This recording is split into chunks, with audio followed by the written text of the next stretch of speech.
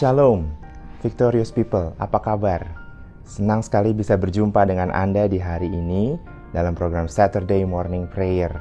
Hari ini kita akan mendengar firman Tuhan, apa yang Tuhan ingin pesankan dalam hati kita secara pribadi, supaya kita menjadi pribadi yang terus ada dalam berkat dan kasih karunia Tuhan. Namun sebelumnya, saya ajak kita semua untuk sama-sama berdoa. Kita minta Roh Kudus yang pimpin kita sepanjang pemberitaan firman Tuhan ini. Mari kita berdoa. Engkau pribadi yang luar biasa Tuhan, yang mengerti hati kami, apa yang ada dalam kehidupan kami seluruhnya. Dan hari ini kami datang kepadamu untuk mendengar apa yang ingin Engkau sampaikan kepada kami ya Tuhan. Roh Kudus berbicaralah, sehingga hati kami disucikan dan dimurnikan dengan kuasa dan kehendak-Mu, sehingga hidup kami berjalan berpadanan selaras dengan kehendak Tuhan. Terima kasih Bapa, kami siap untuk menyambut firman-Mu dengan sepenuh hati kami, hanya di dalam nama Tuhan Yesus Kristus. Amin. Victorious People, siapa di antara kita yang tidak pernah mengalami sakit hati? Ada kalanya dalam perjalanan kehidupan kita bergesekan dengan orang lain. Kita bertemu dengan orang-orang yang punya keunikan dalam kehidupannya yang mungkin tidak sesuai dengan apa yang menjadi standar kita. Dan kita merasa terusik dalam hati kita sehingga kita merasa sakit hati. Dan sakit hati kalau kita pelihara dalam waktu yang lama atau kita biarkan itu berkecamuk dalam hati kita, malah justru akan mengganggu ritme kehidupan kita sehari-hari. Bahkan mungkin sampai kita tidak bisa melihat rencana Allah yang Tuhan siapkan bagi kita. Hari ini saya akan berbicara bagaimana kita berurusan dengan sakit hati. Nah, saya akan mengetengahkan cerita dari Alkitab mengenai beberapa tokoh yang terlibat dalam urusan sakit hati ini. Kita akan belajar pada keluarganya Abraham, di mana ada Abraham, ada Sarah, ada Ishak, ada Ismail, dan juga ada Hagar yang menjadi bagian dari keluarga Abraham. Seperti apa kisahnya?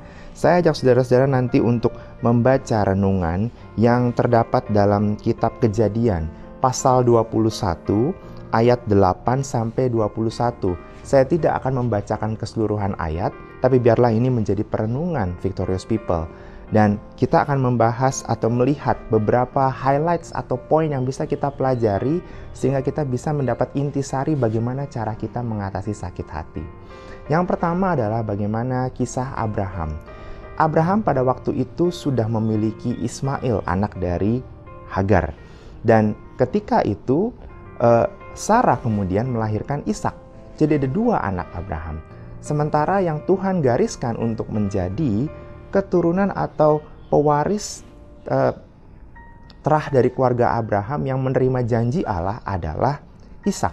Nah, apa yang terjadi di suatu kali ketika Abraham melihat bahwa Ishak dan Ismail sedang bermain, maka Sarah istrinya menegaskan kepada Abraham bahwa Sarah tidak menginginkan adanya Ismail dalam kehidupan keluarga mereka.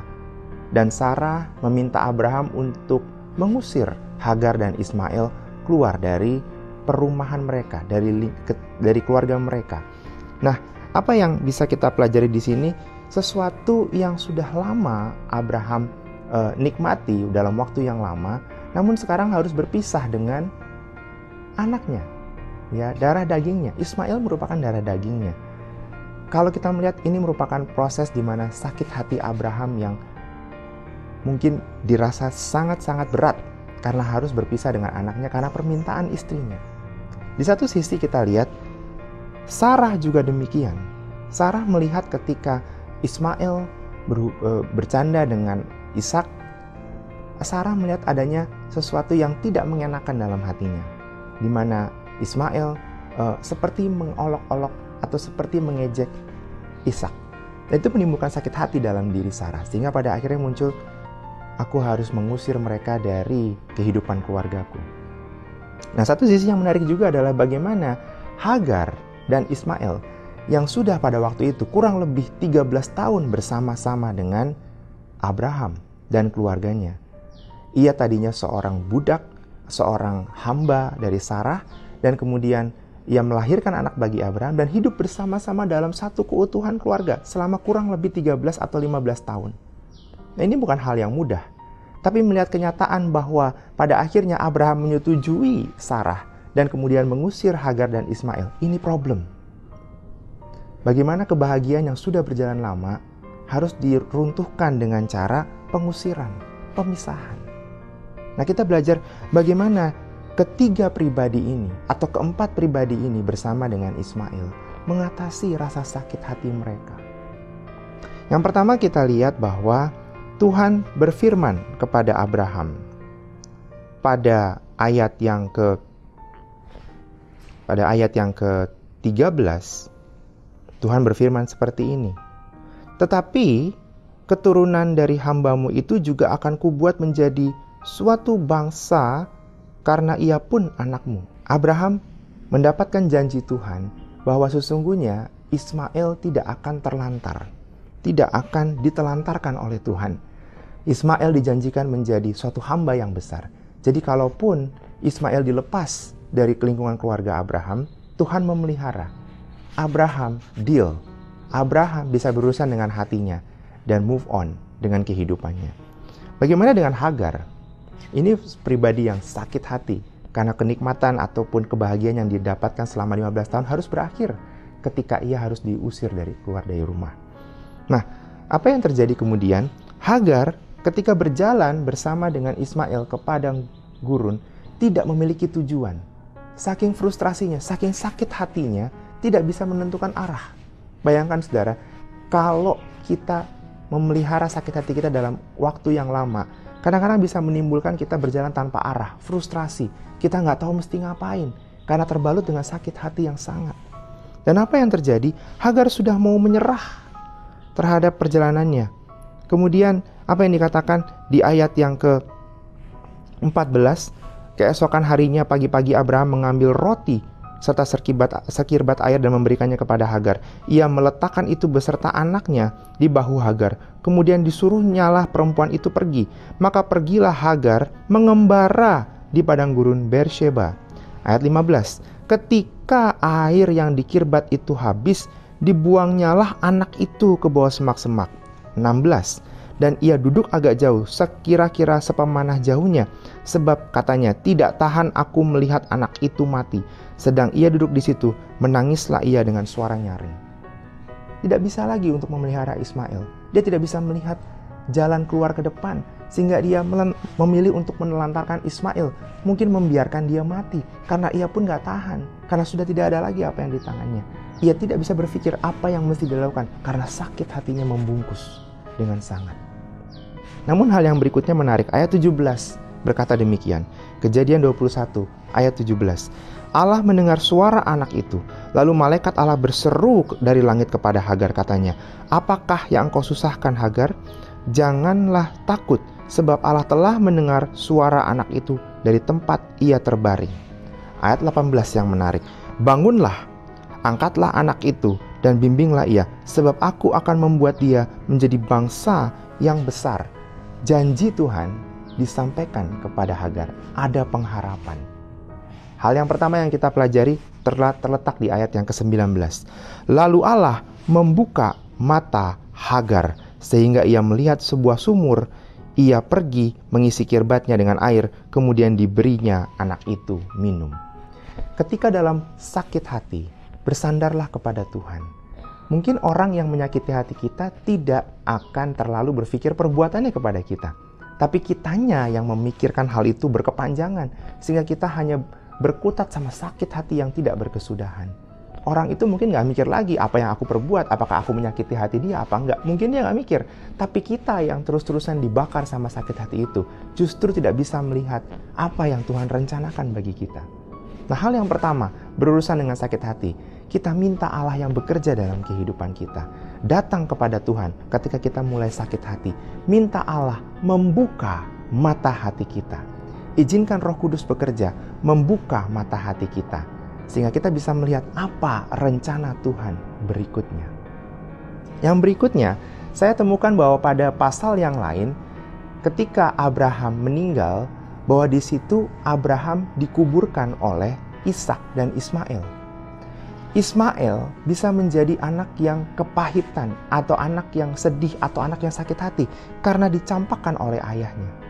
Tapi ketika Allah bekerja, Allah memulihkan ibunya, Allah memulihkan kehidupannya yang tadinya sudah mau mati, tapi tidak jadi mati. Kita lihat bahwa Ishak bisa mendapatkan kemurahan Allah. Dan oleh kemurahan itu, Ishak bisa mengampuni keluarga Abraham.